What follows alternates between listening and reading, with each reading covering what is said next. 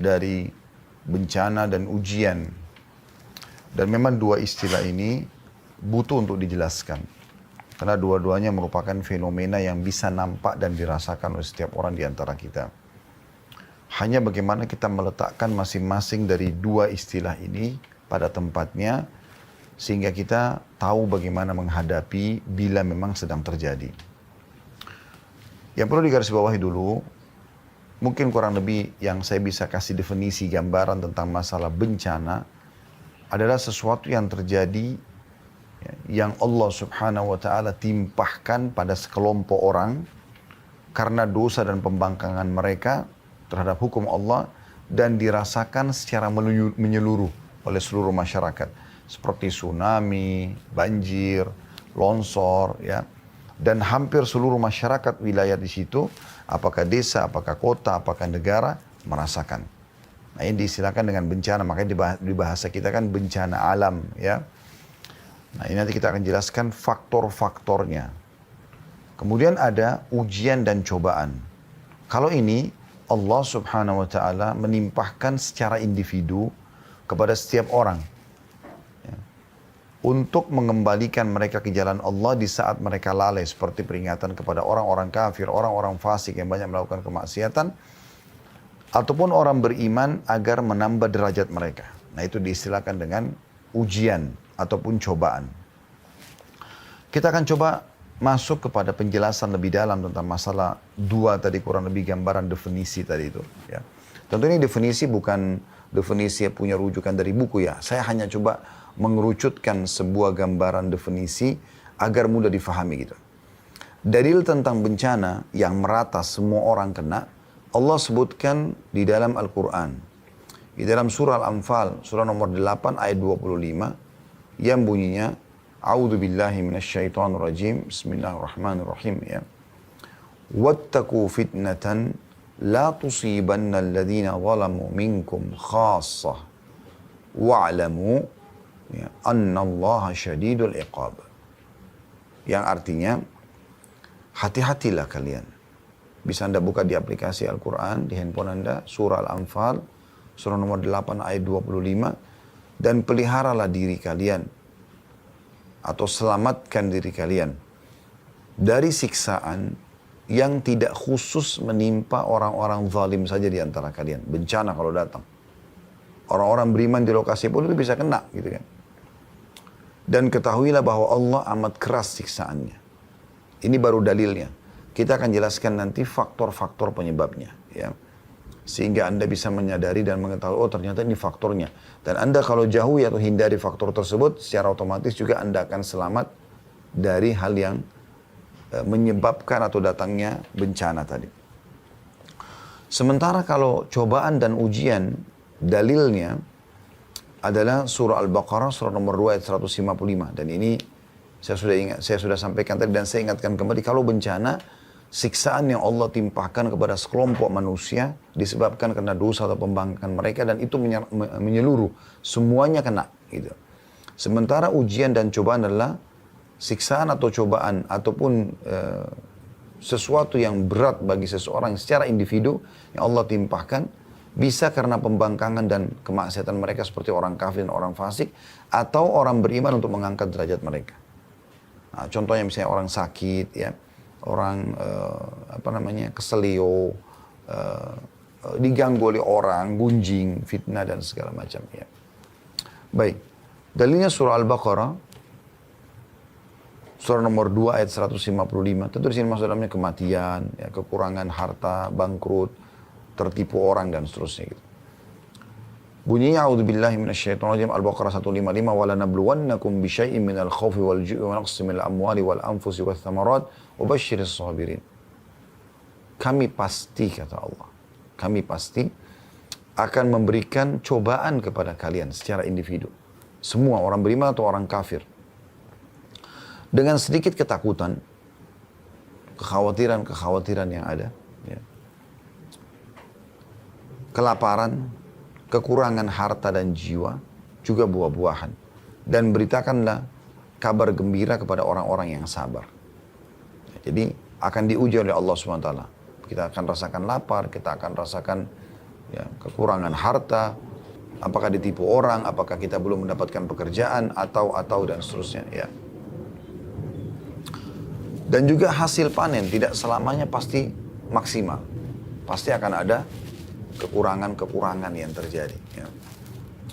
Maka sampaikan berita gembira kepada orang-orang yang sabar. Jadi kita sudah sampaikan kurang lebih tentang gambaran definisi bencana yang akan menimpa seluruh orang di satu wilayah karena pembangkangan dan dosa mereka kepada Allah. Sementara ujian datangnya kepada individual. Ya. Perlu kita tadaburi dulu sebelum lebih dalam kita bahas faktor-faktor penyebab daripada bencana dan juga cobaan ya, individual tadi. Coba kita tadaburi ayat ini. Karena ini sebenarnya pondasi dasarnya. Terutama masalah bencana ya. Karena kalau kita dengar bencana teman-teman sekalian, longsor, tsunami, gempa, semua orang pasti ketakutan dan merasa ini sesuatu yang tidak diinginkan terjadi. Ya, berbeda mungkin dengan kalau ujian individual seperti misalnya lapar, haus. Mungkin cuma dia saja yang rasakan. Dan ada juga orang mungkin dia masih menikmati keadaan dia sampai Allah memberikan dia jalan keluar. Tapi kalau bencana ini susah sekali. Karena umumnya membinasakan dan menghancurkan gitu.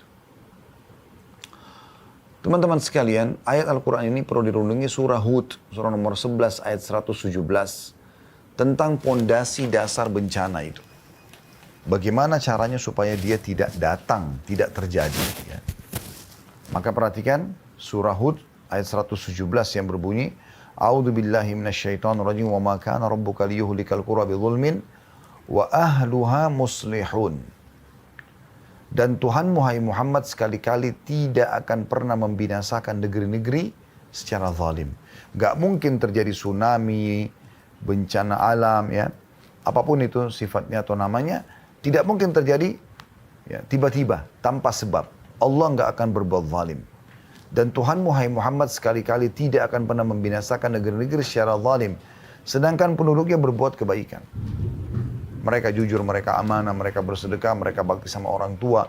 Mereka menjenguk orang sakit, mereka menjauhi sifat-sifat buruk seperti bohong, menipu. Nggak mungkin negeri mereka itu, kota mereka dihancurkan oleh Allah. Itu nggak mungkin.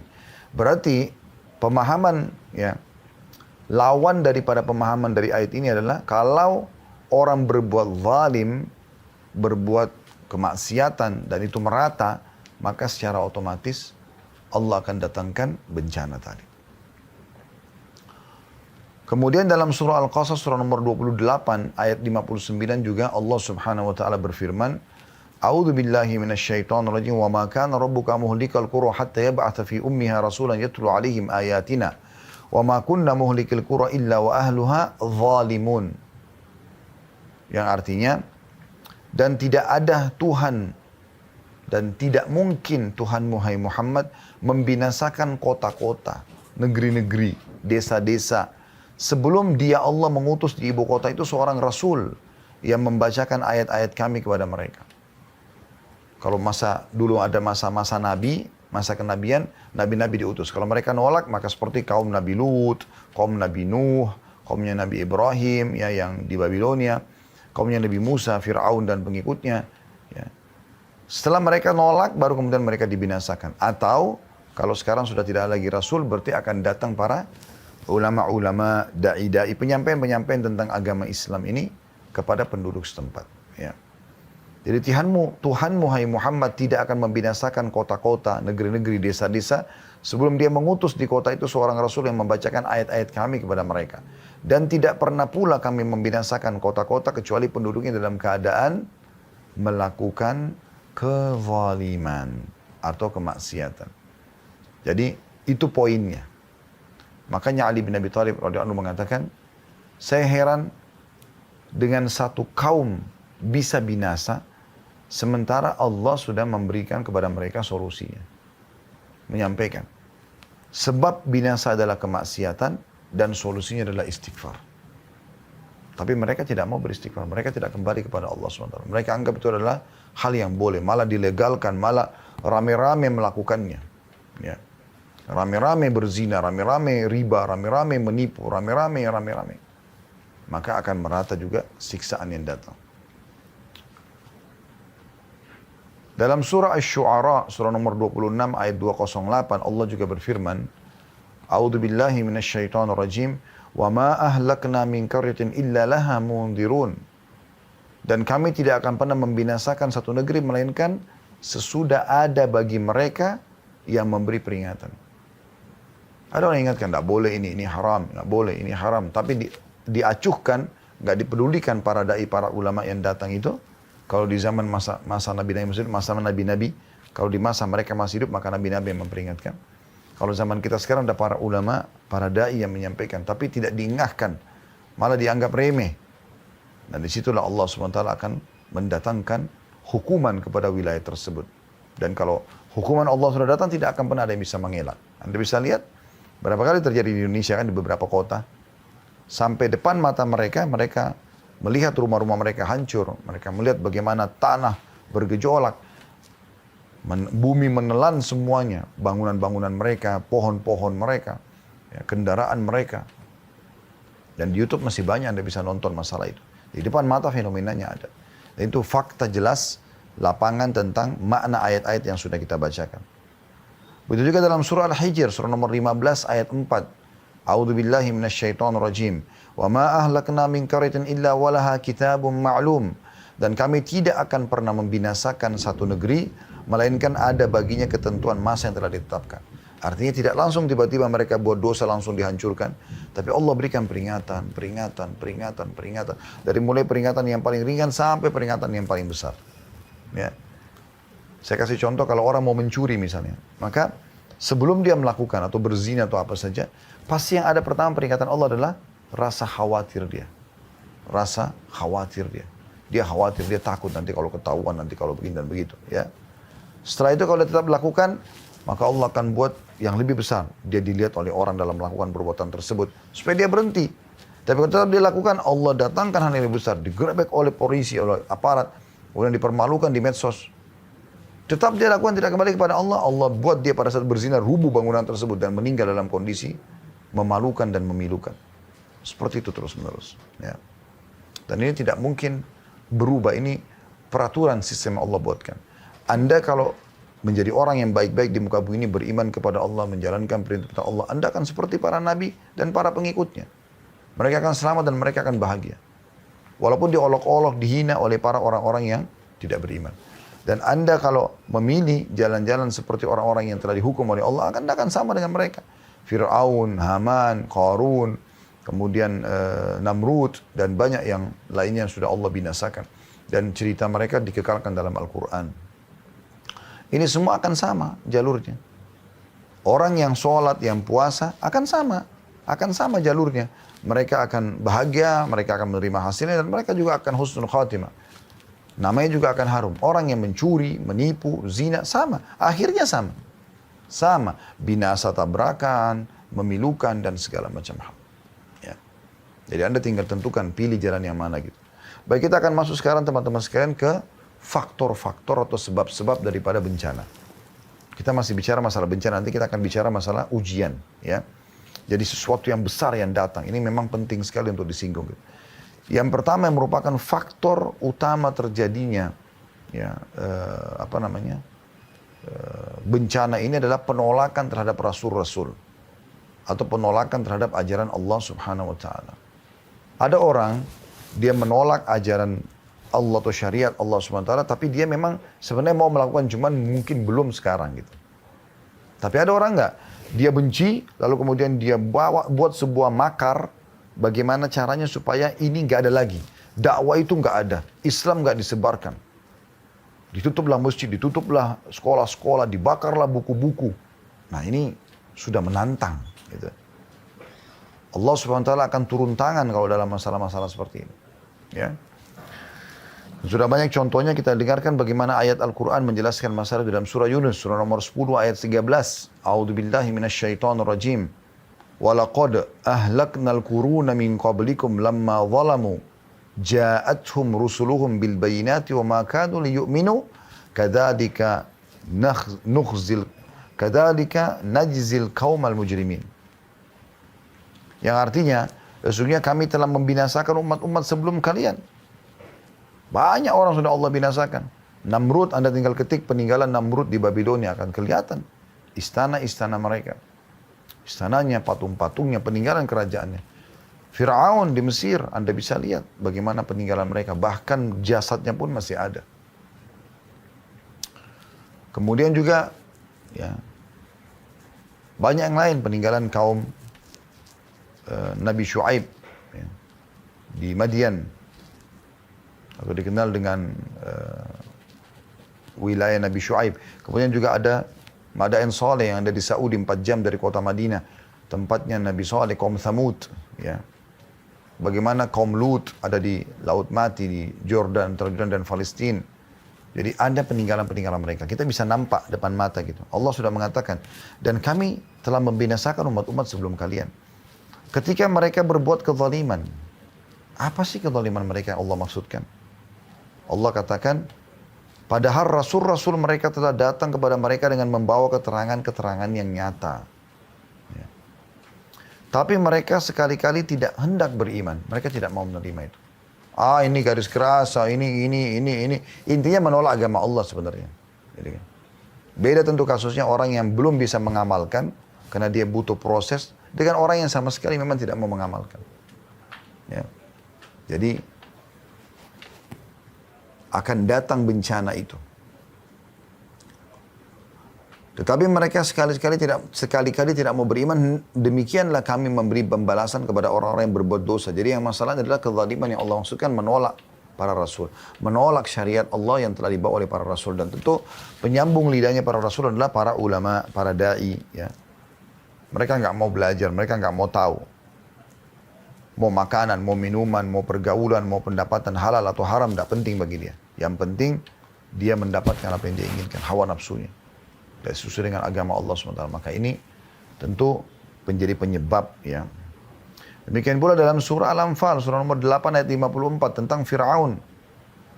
A'udzubillahi minasyaitonirrajim. Al-Anfal 54. Kadabi ali Fir'aun walladzina min qablihim kadzabu bi ayati rabbihim fa ahlaknahum bidhunubihim wa aghraqna ala Fir'aun wa kullun kanu zalimin. Keadaan mereka, orang-orang yang telah Allah binasakan. Siapapun itu, termasuk yang di zaman-zaman kita sekarang, kalau masih ada orang yang Allah binasakan. Serupa dengan keadaan Fir'aun dan pengikut-pengikutnya. Sama. Tadi sudah saya bilang, kalau dia melakukan kemaksiatan akan sama dengan nasibnya orang-orang yang maksiat sebelum kita. Kalau dia beriman, maka dia akan sama dengan orang-orang yang beriman sebelumnya. Keadaan mereka, orang-orang yang Allah binasakan, serupa dengan keadaan Fir'aun dan pengikut-pengikutnya, serta orang-orang yang sebelumnya juga Fir'aun, yang sudah Allah binasakan. Mereka mendustakan ayat-ayat Tuhannya. Maka kami membinasakan mereka disebabkan dosa-dosanya, dan kami tenggelamkan Fir'aun dan pengikut-pengikutnya, dan kesemuanya adalah orang-orang zalim. Sama. Bangkang hukum Allah akan sama nasibnya. Bahkan ini bisa terjadi pada orang yang mengaku muslim pun. Ya. Karena dia menganggap, nggak masalah. Bukannya dia coba belajar supaya dia bisa menerapkan syariat Allah, nggak nolak. Apalagi kalau tidak masuk di otak dia. Ya susah. Kalau kita jadikan syariat Allah SWT tolak ukur adalah otak seseorang di antara kita, lalu otak siapa yang akan jadi tolak ukur untuk menghakimi Al-Quran dan Sunnah Nabi SAW? Itu nggak mungkin. Yang benar otak kita yang adaptasi, mempelajari, kemudian kita coba lunakkan dan konekkan antara otak kita dengan hati nurani, agar kita bisa mengamalkan puasa, mengamalkan sholat malam, ya, menerima bagaimana malaikat maut datang mencabut ajal, ada kehidupan di alam barzah, ada surga neraka, baru bisa. Kalau enggak bakal bisa. Kalau pakai otak nggak mungkin. Itulah sebabnya muncul orang-orang yang menolak semua ini, ya, dengan otak-otak mereka yang tidak masuk akal ini. Ya. Begitu juga dalam surah Muhammad, surah nomor 47 ayat 13, Allah Subhanahu wa taala berfirman, A'udzu billahi minasyaitonir rajim. Wa ka'ayyin min qaryatin hiya ashaddu quwwatan min qaryatika allati akhrajatka ahlaknahum fala nasira lahum. Waktu Nabi Muhammad SAW diusir-usir, disiksa di Mekah, ya, saya dibuat terganggu dalam dakwah beliau, padahal beliau menyampaikan kebenaran tentang hukum Allah SWT. Maka Allah mengatakan, betapa banyak hai Muhammad, negeri yang penduduknya lebih kuat daripada penduduk negerimu. Maksudnya Mekah, penduduk negeri yang telah mengusirmu itu. Kami telah membinasakan mereka karena penolakan mereka pada Rasul. Maka tidak seorang penolong pun pada mereka. Ini hampir terjadi teman-teman sekalian di Mekah. Waktu Nabi SAW berdakwah, Lebih dari 10 tahun Nabi SAW berdakwah di Mekah. Ya. Ditolak dakwanya. Yang beriman hanya 153 orang. Itu pun ya 83 orang hijrah ke Ethiopia, cuma 70 orang yang tinggal bersama Nabi SAW di Mekah. Itu bukan waktu yang sedikit, 10 tahun lebih berdakwah. Tapi cuma sekian yang beriman gitu. Ya. Maka teman-teman sekalian, ya, Nabi SAW coba keluar. Cari lokasi dakwah yang baru. Maka beliau menuju ke kota Taif. Kurang lebih antara 70 sampai 80 kilo dari kota Mekah. Dan kalau Anda pernah dengar Nabi SAW pernah disusui oleh Halimah Sa'diyah. Suku Sa'diyah itu ada di kota Taif kurang lebih. Sekitar Taif gitu ya. Dan sampai sekarang Anda bisa kunjungi kota Taif kalau Anda lagi umrah. Misalnya kalau Allah buka satu waktu lagi insya Allah umrah, Anda bisa mengunjungi kota Taif. Kota yang cukup bagus, indah, ada di atas gunung gitu ya. Dan udaranya cukup dingin gitu. Yang jelas teman-teman sekalian, Allah subhanahu wa ta'ala mengutus Nabi Muhammad SAW karena di Mekah ditolak, menuju ke sana. Diizinkan, pergilah ke sana. Nabi SAW jalan kaki. Sampai sana ditolak juga dakwanya. Bukan cuma ditolak gitu. Ya. Orang-orang pemimpin-pemimpin kota Taif mengajak masyarakatnya untuk melempari Nabi SAW. Jadi setiap kali Nabi angkat kakinya satu dilempari. Diturunkan sudah sakit nih. Dan bukan satu dua orang yang melempari, hampir satu kota Taif. Ya. Dan pada saat turun sudah kesakitan. Yang satu diangkat, karena orang melangkah kan harus mengangkat kaki. Yang satu lagi dilempar. Berdarah-darah, keringatan, ditolak dakwah Nabi SAW. Di Mekah ditolak, di Taif ditolak.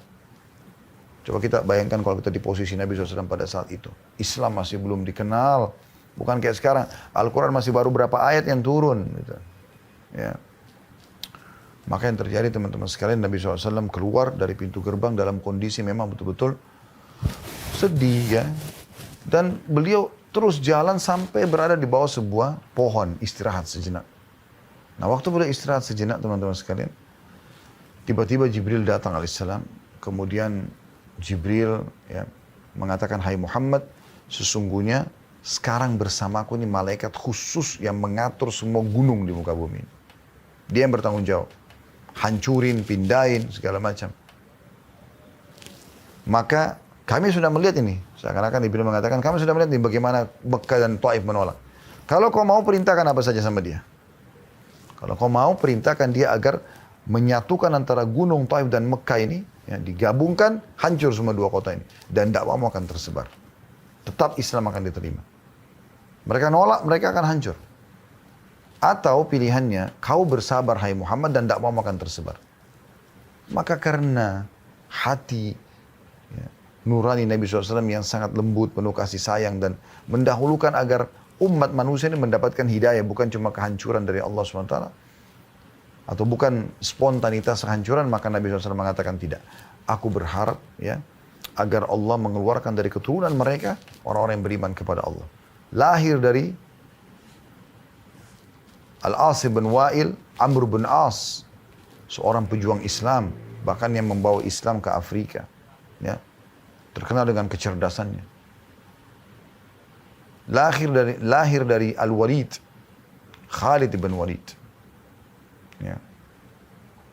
Dan lahir dari banyak tokoh-tokoh Mekah seperti Abu Jahal, Ikrimah bin Abi Jahal radhiyallahu anhu ajma'in, jadi sahabat dari orang pejuang Islam.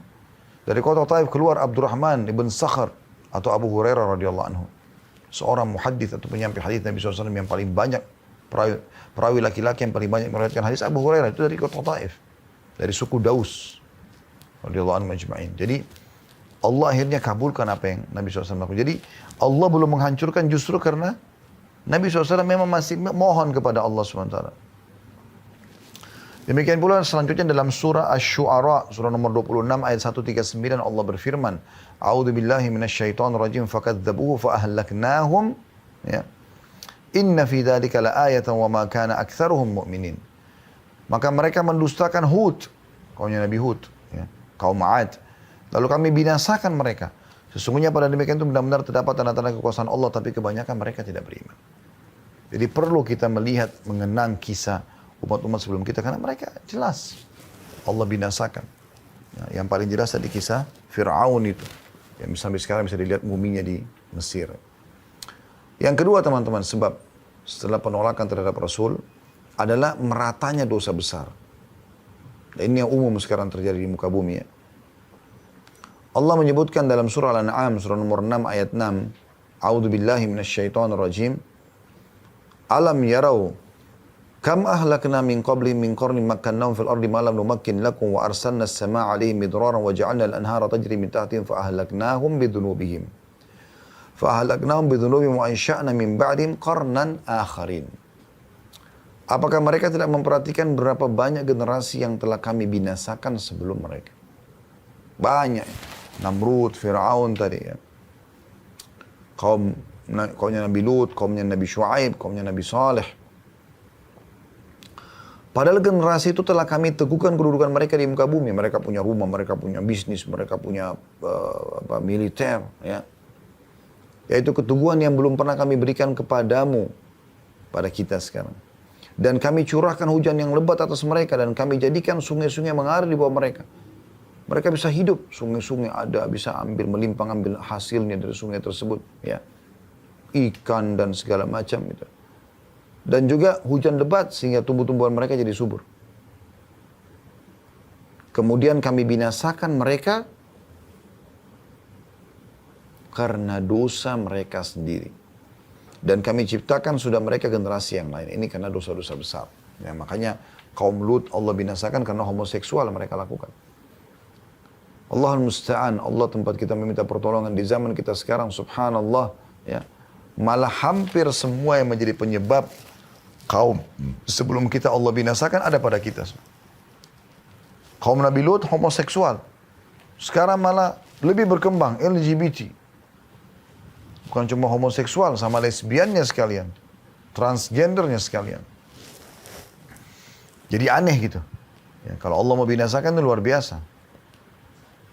Sudah banyak faktor-faktor. Kaum Nabi Lut dulu cuma satu itu saja. Cuma homoseksual saja. Di beberapa wilayah di muka bumi ini, bahkan ada pernikahan sah sesama jenis. Nah, ini aneh.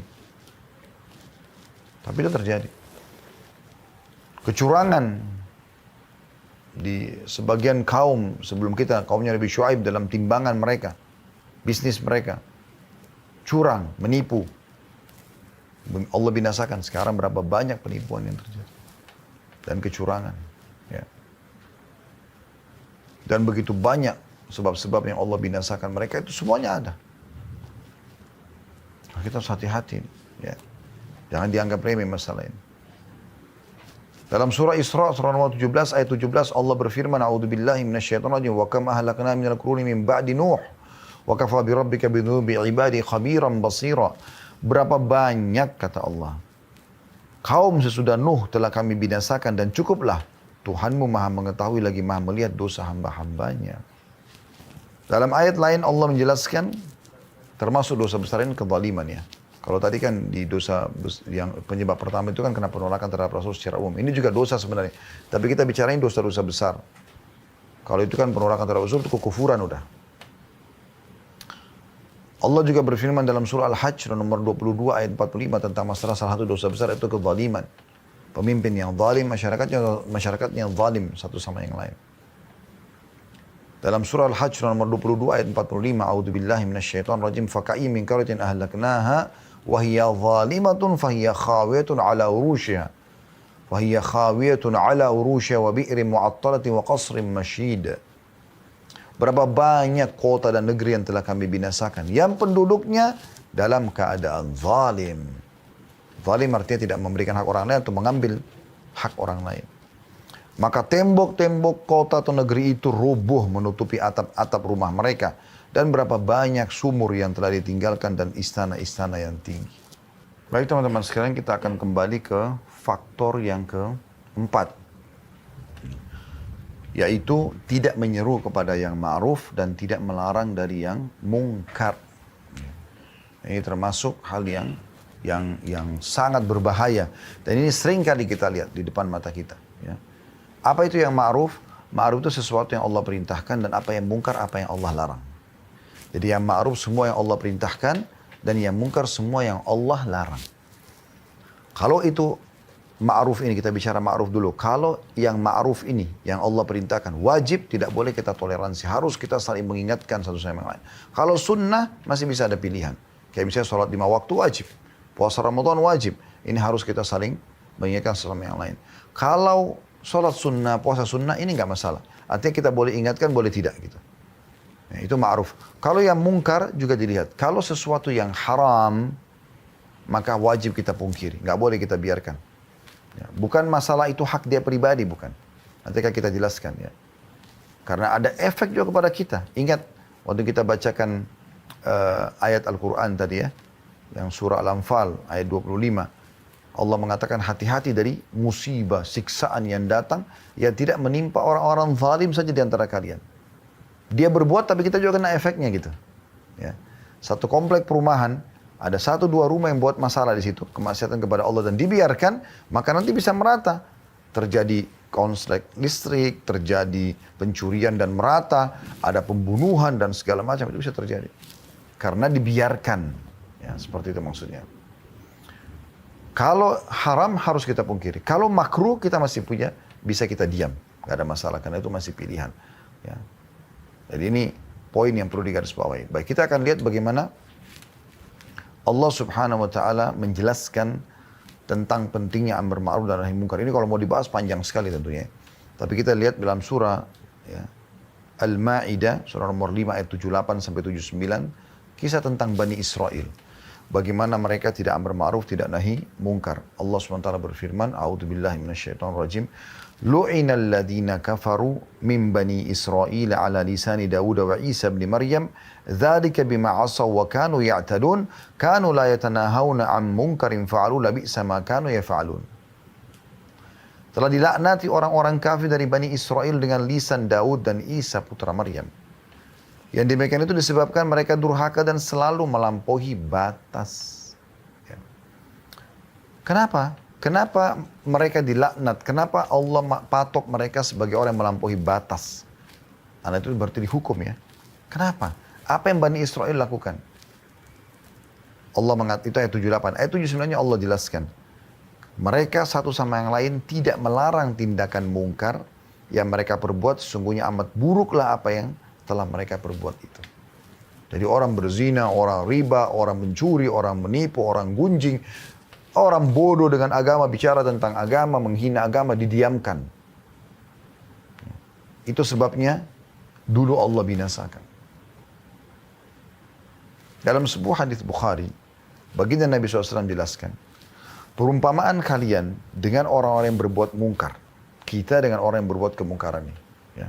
Kalau kita coba beriman, coba menerapkan hukum Allah SWT, lalu perbedaan kita dengan orang-orang yang berbuat dosa nih, maksiat di depan mata kita. Kata Nabi SAW, seperti ibarat orang yang berada di atas satu kapal, bersama-sama semuanya. Nah, mereka yang melakukan kemaksiatan berada di dak kapal, sementara kalian berada di atas kapal. Ya.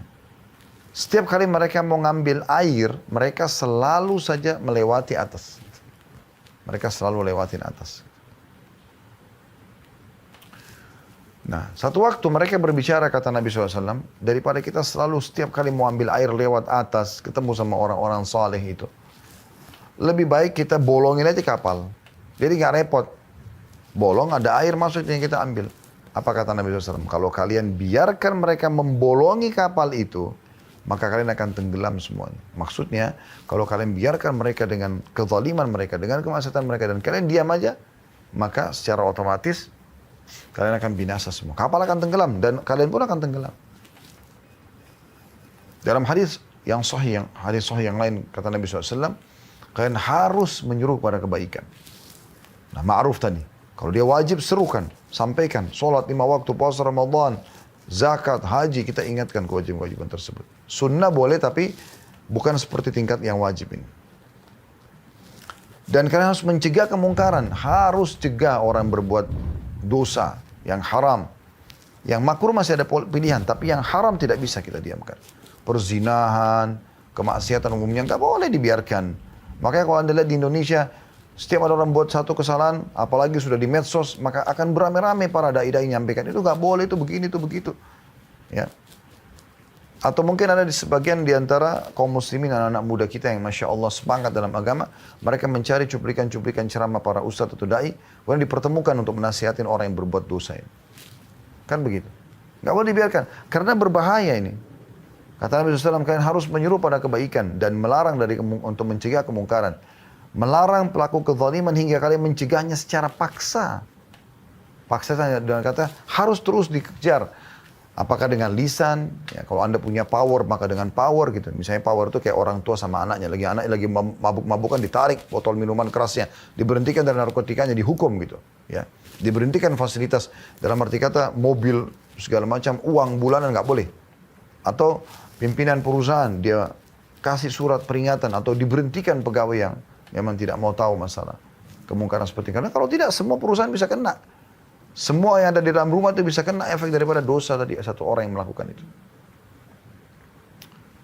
Kalian mencegahnya secara paksa dan menariknya kepada kebaikan secara paksa. Atau akan muncul perselisihan dalam hati kalian hingga orang terbaik dari kalian pun berdoa tapi tidak lagi diterima doanya. Bayangkan. Orang paling soleh di wilayah itu kalau lagi berdoa tetap Allah tidak kabulkan karena dosa yang merata tadi. Karena banyaknya kesalahan yang dilakukan itu. Nah, ini bahaya sekali. Bersyukurlah teman-teman kalau di wilayah Anda, di kota Anda, masih ada da'i-da'i yang mau mengingatkan. Bahkan kadang-kadang suara mereka lantang mengingatkan. Karena mereka tahu masalah ini. Kalau saya biarkan, nanti akhirnya saya juga kena nih sama mereka gitu. Dalam sebuah riwayat yang sahih yang lain, kata Nabi SAW, kalian semua harus mencegah kemungkaran atau Allah akan timpakan secara umum bencana pada kalian semua. Dan itu yang Allah tekankan dalam surah Al-Anfal tadi. Surah nomor 8 ayat 25. A'udzu billahi minasyaitonir rajim wattaqu fitnatan la tusibanna alladhina zalamu minkum khassa wa'lamu anallaha syadidul iqab. Hati-hati kalian, pelihara diri kalian dari siksaan yang tidak menimpa orang-orang zalim secara khusus saja di antara kalian, bukan cuma berbuat dosa. Semua akan kena, yang diam-diamnya juga kena gitu. Dan ketahuilah bahwasanya kalau datang siksaan tersebut amat berat. Kalau sisa Allah datang berat. Setelah longsor datang, banjir datang berat. Rumah yang selama ini Anda bangun, Anda setengah mati untuk mendapatkannya, kendaraan rusak semua, hancur. Berapa kali saya lihat cuplikan di Indonesia, subhanallah. Sayang betul kalau penduduk negeri itu tidak ambil pelajaran. Lumpur, longsor, masuk ke kota mereka, ke desa mereka. Hancur semuanya. Depan mata mereka, keluarga mereka meninggal. Ada yang lagi jalan, ada yang lagi duduk, meninggal. Dan jadi kaku kena ya, lumpur-lumpur tersebut. Banjir-banjir yang membawa, menghancurkan rumah-rumah mereka. Menghancurkan ya, kendaraan-kendaraan mewah mereka. Mereka beli dengan berusaha untuk mendapatkan uang agar bisa membelinya. Tapi juga tidak diambil pelajaran, subhanallah. Setelah keadaan kondusif lagi, kembali lagi maksiat. La haula wa la quwata illa billah. Bukannya diambil pelajaran gitu. Dalam hadis Bukhari yang lain, hadis sahih kata Nabi SAW, Allah mengutus Jibril untuk menghancurkan satu negeri. Di satu keadaan, tapi tidak disebutkan negerinya di mana. Jibril disuruh datang untuk menghancurkan negeri itu oleh Allah SWT. Lalu Jibril menemukan salah satu penduduk negeri itu orang soleh. Ada satu orang soleh itu, ahli ibadah. Maka dia melapor kepada Allah mengatakan, ya Allah, kata Nabi SAW, ya Allah, sungguhnya di negeri itu terdapat hambamu fulan, orang soleh. Maka Allah mengatakan atau berfirman, mulailah siksa dari dia. Loh kok bisa? Orang yang soleh, dia yang dimulai disiksaan. Karena dia tidak pernah menyuruh pada kebaikan dan tidak pernah mencegah kemungkaran. Mau masuk surga sendiri. Ini hadis sahih. Hati-hati. Anda jangan sholat sendiri. Kalau ke masjid aja orang di sekitar jalan. Ayo pak, sholat pak, sudah waktunya. Mulai dari rumah tangga, suami ingatkan istri, istri ingatkan suami, orang tua ingatkan anak, anak ingatkan orang tua, majikan ingatkan pembantunya, supirnya, ingatkan. Begitu juga dengan orang di perusahaan, atasan ingatkan bawahan, bawahan ingatkan atasan, saling mengingatkan satu sama yang lain staff. Ya. Lingkup masyarakat juga begitu. Se-RT, se-RW, satu kecamatan, satu kelurahan, satu kecamatan, lingkup lebih besar, satu desa, satu kota, dan seterusnya. Saling mengingatkan. Kalau tidak, maka akan jadi masalah. Dalam hadis Muslim, hadis yang sahih, pernah Ummu Salamah radhiyallahu anha bertanya, istri Nabi SAW radhiyallahu anha, dia mengatakan, aku bertanya kepada Nabi SAW, apakah kami akan ditimpa siksaan sementara di antara kami terdapat orang-orang saleh? Kata Nabi SAW, iya, bila pelanggaran agama telah merajalela. Nggak ada lagi yang luruskan. Udah, biarin aja terserah. Kita coba ambil pelajaran dari kisah penduduk negeri Ila. Penduduk negeri Ila ini teman-teman sekalian, wilayah ini sekarang masuk ke Palestina. Ya. Kota namanya Ila. Dulu, di zaman dulu ada sekelompok Bani Israel tinggal di sana di zaman Nabi Musa alaihissalam. Mereka ini teman-teman, kebiasaan mereka adalah nelayan. Pekerjaan mereka nelayan. Waktu itu syariat Nabi Musa alaihissalam, karena hari Sabtu adalah hari raya mereka, tidak boleh mereka memancing. Ada larangan begitu di syariat itu. Maka sebagian masyarakat negeri Ila terbagi menjadi 3 bagian. Yang pertama, yang pertama dari 3 ini, teman-teman sekalian, yang pertama adalah mengakalin larangan itu. Mereka nggak mancing hari Sabtu, tapi mereka pasang jala malam Sabtu, hari Jumat malam. Mereka biarkan ikan masuk di hari Sabtu. Hari Ahad mereka panen. Mereka bilang kita nggak mancing kok hari Sabtu. Tapi mereka mau ngakalin larangan Allah SWT. Kelompok yang kedua, yang melarang ini. Nggak boleh, ini nggak boleh. Ini ingatkan ini. Amar ma'ruf nahi mungkar. Kelompok yang ketiga, ini orang-orang beriman juga. Tapi mereka bukan bergabung sama kelompok kedua untuk melarang kelompok pertama berbuat dosa tadi. Tapi malah dia atau mereka menahan kelompok kedua. Udahlah, nggak usah urus itu. Kelompok pertama biarin aja. Allah juga akan hukum, biarin aja. Untuk apa kau nasihatin temanmu itu yang berzina? Biarin aja, nanti Allah hukum. Jadi dia bukan menasihatin yang sedang berzina, tapi dia nasihatin temannya untuk tidak usah meluruskan kemungkaran itu. Nah, ini jadi masalah. Apa yang terjadi teman-teman sekalian? Allah datangkan hukumannya. Ya. Allah kutuk mereka. Allah ubah menjadi kera dan babi pada saat itu. Selama 3 hari lalu Allah binasakan mereka. Siapa yang dibinasakan? Kelompok pertama. Yang tadi memang mengakalin pancingan tersebut sudah dinasihatin sama kelompok kedua nggak mau dengar. Dan kelompok ketiga yang bukannya melarang kelompok pertama tapi malah menahan kelompok kedua. Ini juga kena hukuman. Artinya kalau Anda mau tidak kena bencana segala macam, Anda harus amar ma'ruf nahi mungkar. Kalau bencana akan datang di wilayah itu kan Anda sudah coba luruskan, mereka tidak mau dengar, maka Allah punya cara menyelamatkan Anda nantinya. Seperti kasus Nabi Lut, Nabi Shu'aib, Nabi Saleh, Nabi Ibrahim, Nabi Musa alaihissalatu wassalam. Ya Allah selamatkan, Allah keluarkan pada saat bencana akan datang. Allah gambarkan tentang penduduk negeri Ila ini dalam surah Al-A'raf. Anda bisa lihat surah nomor 7, ayat 163 sampai 167. Bunyinya, A'udzu billahi minasyaitonir rajim. Was'alhum 'anil qaryati allati kanat hadiratal bahri idh ya'duna fis sabti إذ تأتيهم حيتانهم يوم سبتهم شرعا ويوم لا يسبتون لا تأتيهم كذلك نبلوهم بما كانوا يفسقون وإذ قالت أمة منهم لما تعظون قوما الله مهلكهم أو معذبهم عذابا شديدا قالوا معذرة إلى ربكم ولعلهم يتقون فلما نسوا ما ذكروا به أنجينا الذين ينهون عن السوء وأخذنا الذين ظلموا بعذاب بئيس بما كانوا يفسقون فَلَمَّا عَتَوْا عَمَّا نُهُوا عَنْهُ قُلْنَا لَهُمْ كُونُوا قِرَدَةً خَاسِئِينَ وَإِذْ تَأَذَّنَ رَبُّكُمْ لَا يَبْعَثَنَّ عَلَيْهِمْ إِلَى يَوْمِ الْقِيَامَةِ مَنْ يَسُومُهُمْ سُوءَ الْعَذَابِ إِنَّ رَبَّكَ لَسَرِيعُ الْعِقَابِ وَإِنَّهُ لَغَفُورٌ رَحِيمٌ. Ayat 163-nya. Allah mengatakan agar Nabi Muhammad SAW menanyakan kasus penduduk negeri Ila kepada orang-orang Yahudi di Madinah. Mereka tidak mau beriman. Baik, alasan mereka menolak kenapa? Ini bukan Nabi. Baik, ada satu kisah dari Bani Israel penduduk negeri Ila, tidak semua orang tahu. Nabi ini tahu nih. Allah SWT perintahkan Nabi Muhammad SAW ceritakan kepada mereka. Kata Allah, tanyakan kepada mereka, hai Muhammad. Tanyakan kepada mereka, hai Muhammad. Tentang penduduk negeri, ya, yang pernah dihuni oleh Bani Israel, yang terletak di dekat laut, pinggir pantai. Ketika mereka melanggar aturan hari Sabtu, nggak boleh mancing, tapi mereka akalin hari malam Sabtu pasang jala, hari Ahad mereka panen. Di waktu datang kepada mereka ikan-ikan yang berada di sekitar mereka terapung-apung di permukaan air. Dan di hari-hari yang bukan Sabtu, ikan-ikan itu tidak datang kepada mereka. Demikianlah kami mencoba mereka disebabkan karena mereka berbuat fasik.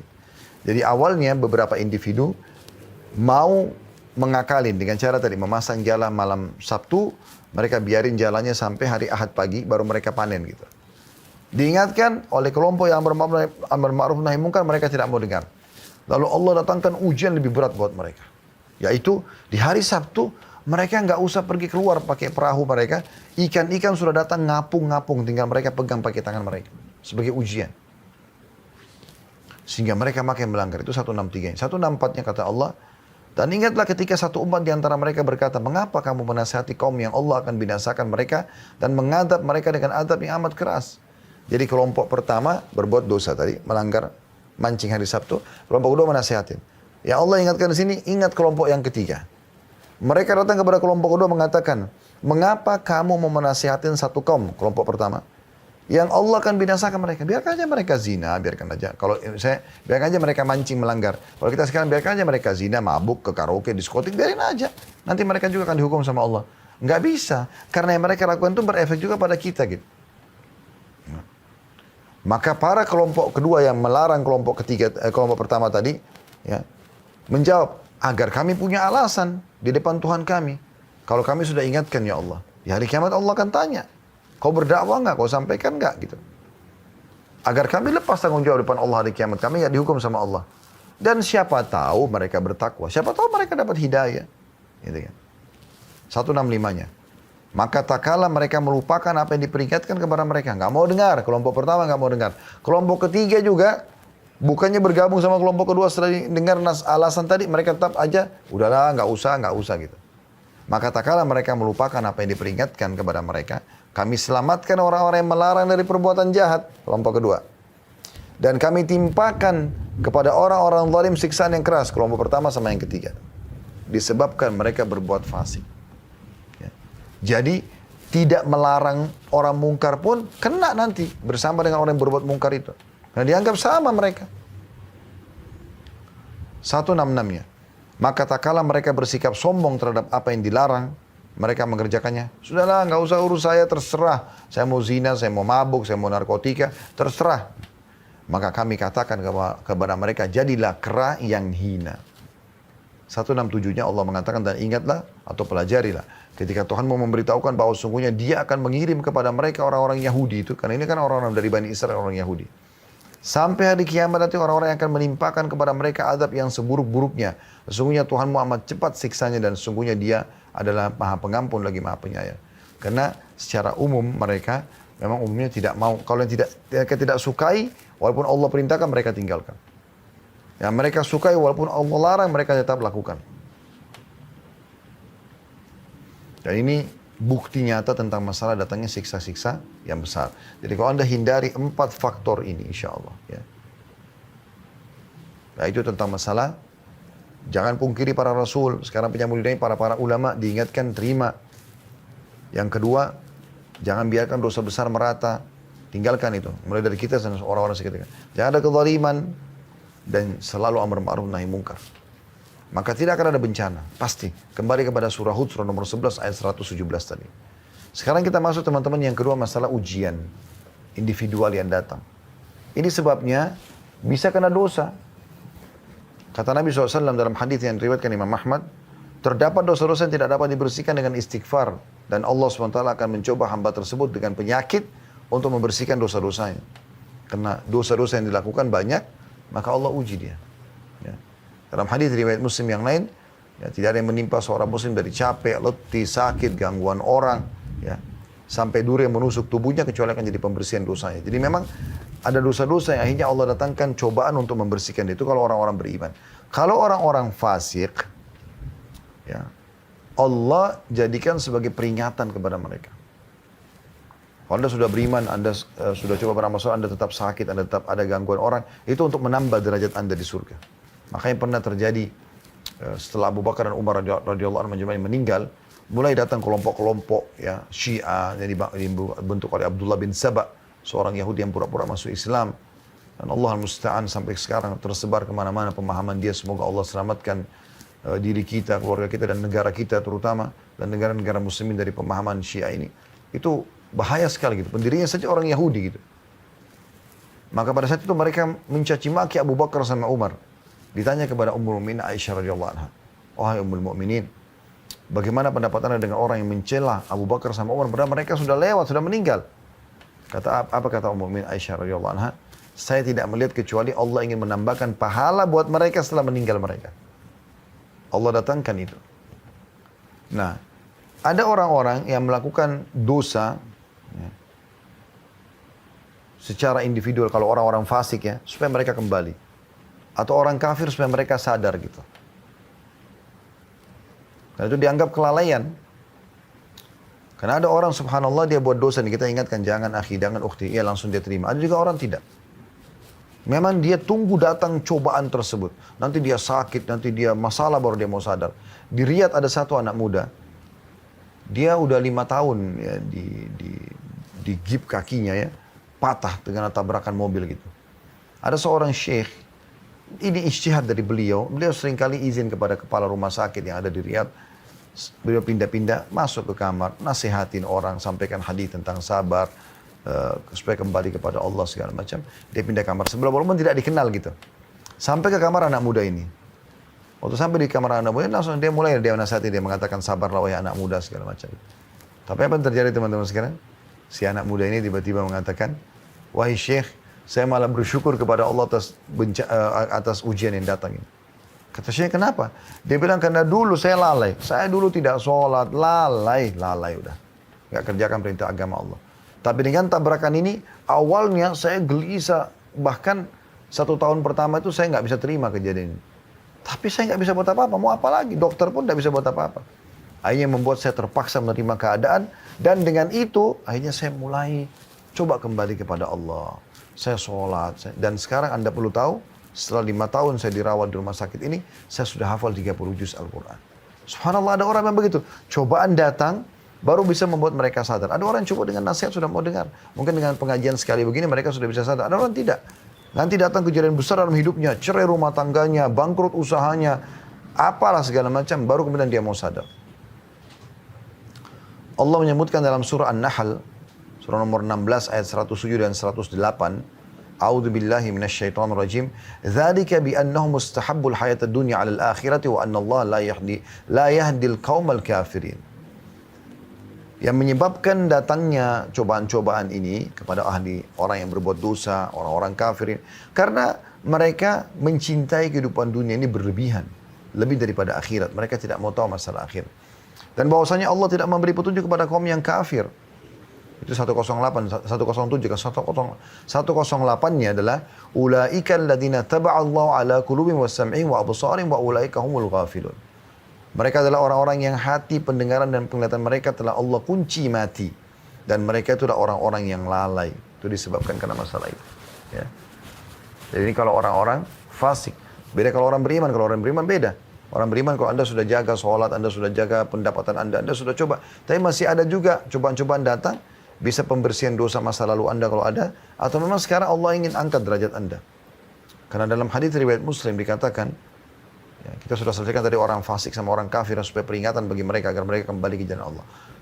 Kalau orang ya mukmin agar mereka lebih dekat lagi dengan Allah Subhanahu wa taala dan Allah angkat derajat mereka karena dengan cobaan datang kita bisa menangis kepada Allah, kita bisa lebih hati-hati. Orang kalau datang cobaan subhanallah mungkin pintu-pintu dosa sangat kecil, tertutup sekali. Orang lagi sakit, lagi ada musibah apa, diajak dosa kita nggak mau karena dosa itu umumnya orang lakukan di masa dia lalai gitu ya. Kata Nabi SAW, kalau Allah mencintai seorang hamba, Allah akan uji dia. Maksudnya orang beriman.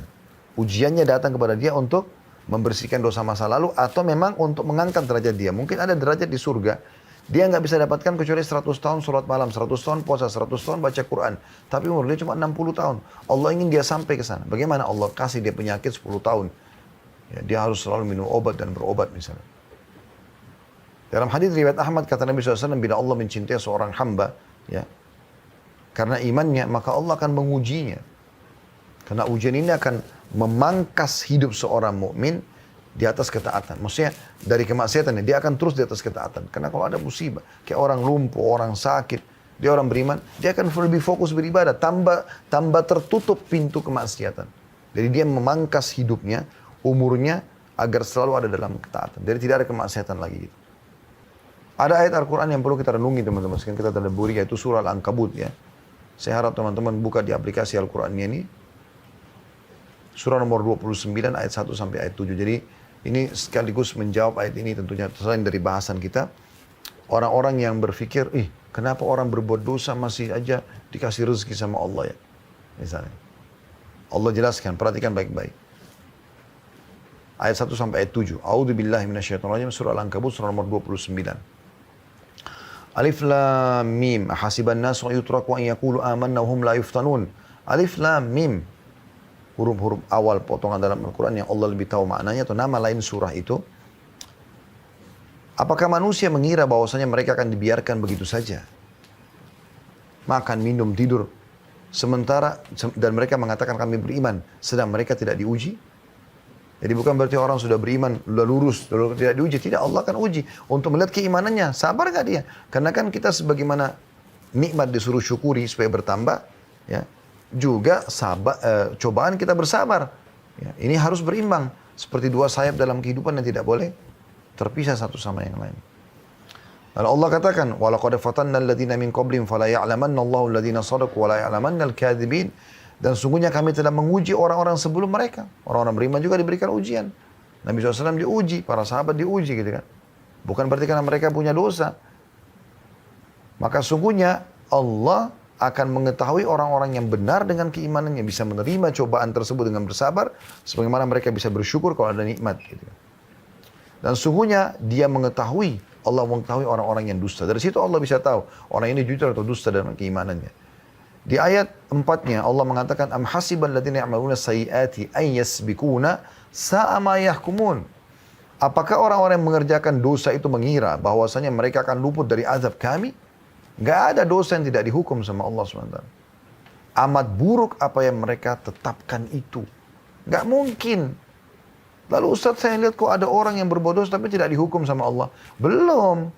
Dan Anda tidak tahu apa hukuman yang ada pada diri dia. Anda tidak tahu bagaimana kegelisahan dalam hidupnya. Anda tidak tahu bagaimana rumah tangganya. Anda tidak tahu pekerjaannya. Anda tidak tahu mungkin tiba-tiba Allah datangkan kepada dia penyakit kronis yang membuat dia tidak bisa buat apa-apa lagi. Makin banyak dosa dia lakukan, maka makin berat yang akan datang kepada dia. Tapi jelas ayat 4 Al-Ankabut ini mengatakan tidak mungkin ada orang berbuat dosa lalu luput dari siksa kami. Bahkan dalam hadis yang sahih kata Nabi SAW, kalau kalian melihat nikmat melimpah pada seorang hamba sementara dia bermaksiat, ketahui itu adalah tadarruj atau tahapan siksaan dari Allah. Ayat 5-nya, man kana yarju liqa'a Allahi fa inna ajalallahi la'at wa huwa as-sami'ul 'alim. Barang siapa yang mengharapkan pertemuan dengan Allah, mau selamat di akhirat, mau masuk surga, maka sungguhnya waktu yang dijanjikan Allah itu pasti datang. Dan dia maha mendengar lagi maha mengetahui. Ayat 6-nya, وَمَنْ جَاهَدَ فَإِنَّمَا يُجَاهِدُ لِنَفْسِهِ إِنَّ اللَّهَ لَغَنِيٌّ عَنِ الْعَالَمِينَ. Dan barang siapa yang berjihad, berperang jalan Allah, atau dia berusaha memaksakan diri untuk tetap dalam ketaatan, meninggalkan kemaksiatan, maka sungguhnya jihadnya itu adalah untuk dirinya sendiri. Dia yang selamat, Allah tidak butuh itu. Sesungguhnya Allah benar-benar maha kaya atau tidak memerlukan sesuatu dari semesta alam. Biar kita sholat 700 tahun, Allah tidak butuh dengan sholat kita. Allah tidak butuh dengan ibadah kita. Kita tinggalkan dosa, Allah tidak butuh. Itu untuk diri kita sendiri. Ayat 7, ayat terakhir di sini yang kita bahas adalah walladzina amanu wa 'amilus solihati lanukaffiranna 'anhum sayyi'atihim wa lanajziyannahum ahsanal ladzi kanu ya'malun. Dan orang-orang yang beriman dan beramal soleh benar-benar akan kami hapuskan dari mereka dosa-dosa mereka dan benar-benar akan kami berikan kepada mereka balasan yang lebih baik dari apa yang mereka kerjakan. Kita tutup teman-teman sekalian dengan hikmah daripada ujian dan cobaan. Yang pertama, penanaman sifat sabar. Ya. Jadi saya sudah bilang tadi bagaimana nikmat kita syukuri, cobaan kita sabari. Ini harus sama, harus berimbang. Nggak boleh nikmat kita syukuri, tapi cobaan kita tidak sabari, nggak boleh. Itu orang beriman harus dua-duanya sama. Jadi dia senyum pada saat nikmat ada, dia juga senyum pada saat cobaan ada. Allah sudah sebutkan tadi dalam surah Al-Baqarah 155, kami akan menguji kalian, gitu kan. Dan Allah menyebutkan, di lanjutan ayat, saya akan kembali bacakan 155-nya. Allah bilang, A'udzubillahi minasyaitonirrajim. Al-Baqarah 155. Wala nabluwannakum bisyai'im minal khawfi wal ju'i wa naqsi minal amwali wal anfusi wa thamarat basyiris sabirin. Kami pasti akan menguji kalian secara individu dengan sedikit ketakutan, kelaparan, kekurangan harta, jiwa dan buah-buahan, dan sampaikan berita gembira kepada orang-orang yang sabar. Ya. Allah uji itu.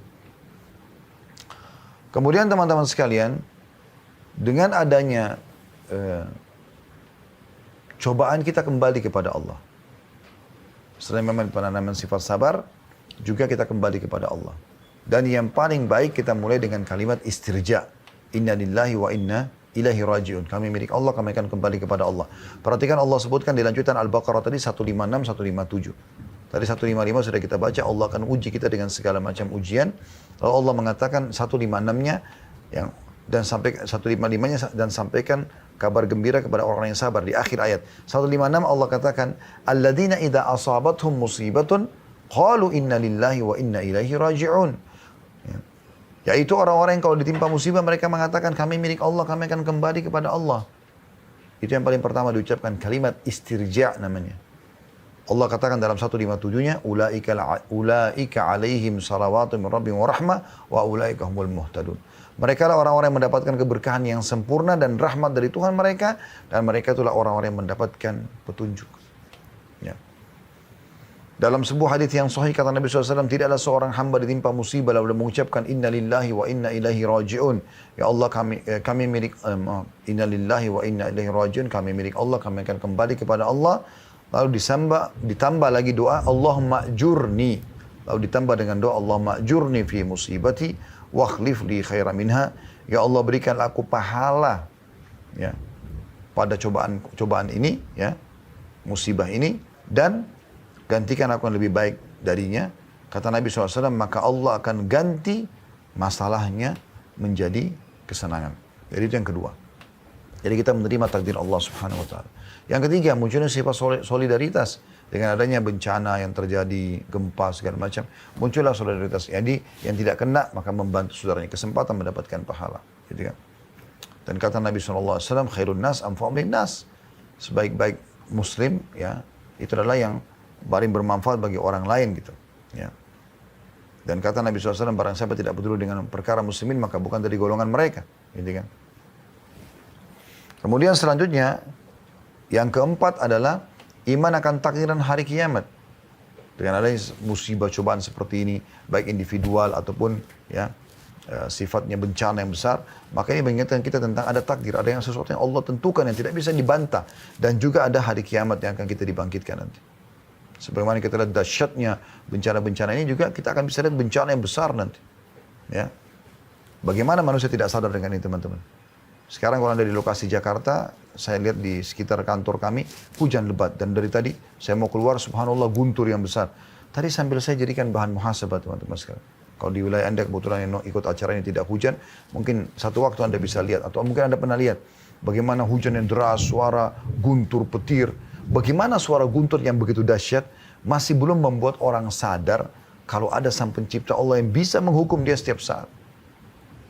Dari mana suara ini? Dari mana petir? Dari mana hujan ini turun? Kalau tidak ada yang mengaturnya semua.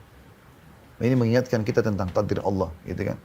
Dan juga menyadarkan kepada kita tentang adanya hari kiamat, ya. Adanya hari kiamat. Kemudian yang kelima, teman-teman sekalian, cobaan kalau datang secara individu kepada orang beriman, ya, ini adalah bentuk cinta Allah SWT, karena Nabi SAW mengatakan sesungguhnya bila Allah mencintai seorang hamba, Allah akan mengujinya. Dalam riwayat yang lain, ya, kalau Allah mencintai seorang hamba, Allah akan katakan kepada para malaikat, tuangkan pada dia musibah-musibah tersebut atau cobaan-cobaan tersebut. Karena makin membuat dia tidak cinta dengan dunia, makin fokus kepada ibadah gitu ya. Walaupun orang beriman tentu bisa nikmat makan, minum segala macam, tapi kalau datang cobaan, datang pada hidupnya. Kemudian yang keenam, teman-teman sekalian, ya, hikmah yang bisa diambil dari ujian, dari bencana adalah dahsyatnya doa itu sendiri. Di saat itu memang luar biasa orang memohon kepada Allah. Lagi di atas kapal, dihantam oleh ombak dan kapal akan tenggelam. Bagaimana dahsyatnya orang berdoa pada saat itu.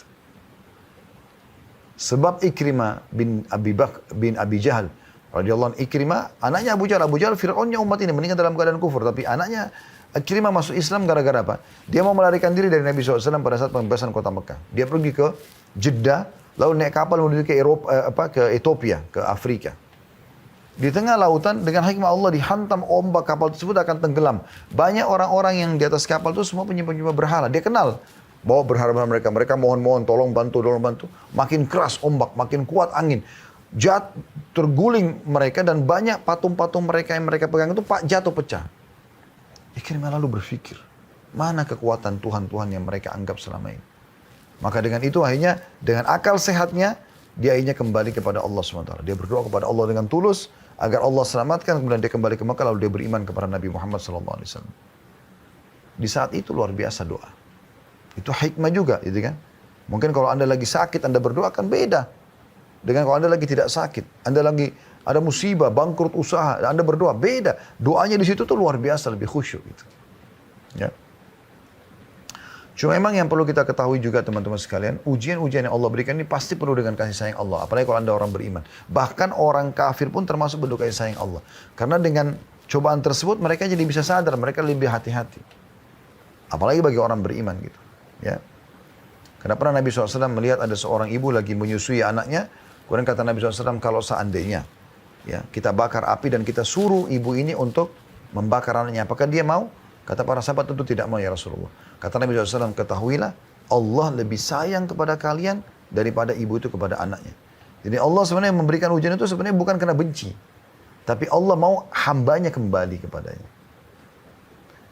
Yang terakhir teman-teman sekalian, mutiara yang bisa kita ambil ya dari ya, tadi yang keenam masalah doa, yang ketujuh terakhir adalah mentadabburi firman Allah Subhanahu wa taala ya, dalam surah As-Sajdah surah nomor 32 ayat 21 agar ya kita menyadari dan kita kembali kepada Allah ya.